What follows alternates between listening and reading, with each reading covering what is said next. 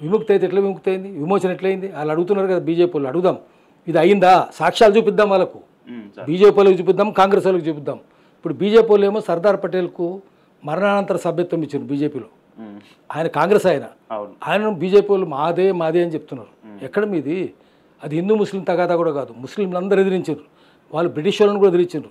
ఒక రజబలే కాదు, రజబలి కావచ్చు, మగ్దుమ్ మొయిద్దీన్ కావచ్చు, మనకు చూస్తున్నాం కదా, వరుసగా చూస్తూ పోతున్నాం. అందరూ ముస్లింలు ఎదిరించారు ప్రతి చోట. బందకి సంగతి ఏంది? ఎదిరించారు. విష్ణు రామచంద్రారెడ్డి గారు చంపింది.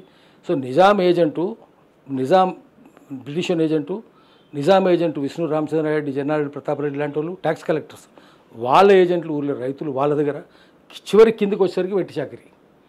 అందుకే దుడ్డు కొబ్బరిని చంపిరి, బందగిని చంపిరి, చాకలేల మనం చంప చూసిరి. ధర్మపురం తండాల ఠాను నాయక్, సోములు నాయక్ పక్కనే కదా, పక్కనే ఠాను నాయక్, సోములు నాయక్ చంపిరి.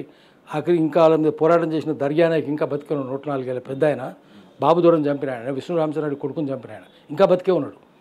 104 ఏళ్ళు. ఆయన పోయి ఇంటర్వ్యూ చేయాలి మీరు.